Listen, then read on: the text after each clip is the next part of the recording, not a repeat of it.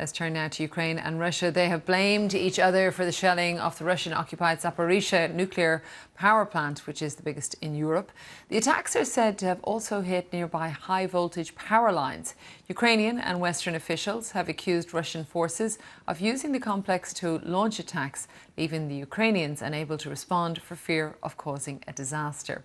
Ukraine's President Zelensky said the Kremlin must take responsibility for what he called a terror attack.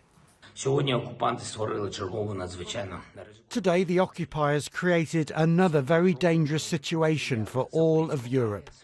They shelled a nuclear power plant and have done it twice in a day.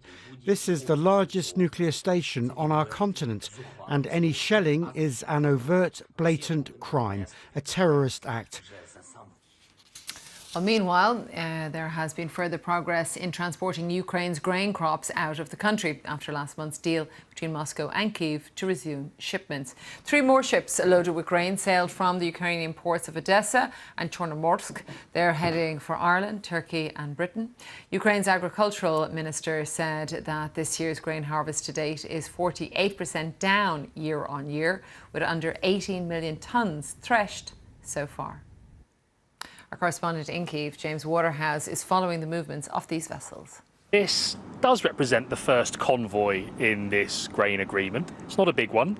They're currently moving southwards, still in Ukrainian waters. No issues so far, but we must remind ourselves these are seas littered with mines, and they are passing under the very watchful eye of a dominant Russian naval fleet. As you say, 58,000 tonnes on board, and Ukraine is taking the opportunity today, alongside this movement, to call for the route to be used for other materials like metals. So we've been in the dark really on when these ships will leave and how many. We've seen the vessels ourselves in Chornomorsk getting prepared, as well as the port of Odessa. But according to the Minister of Infrastructure, Alexander Kubrakov, it's clear he's very ambitious, but the numbers seem to be changing over time. So at the start of this week, Ukraine said it wanted to export 5 million tonnes a month from its ports.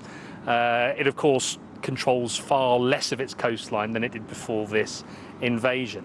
Today, he's saying at least 3 million. So I think he might be accounting for a bit more of the reality of this whole delicate operation. But nevertheless, this is something that Ukraine is desperate to keep going, and these vessels will, as every other ship in this agreement, make their way to Istanbul, where they will be inspected before moving on.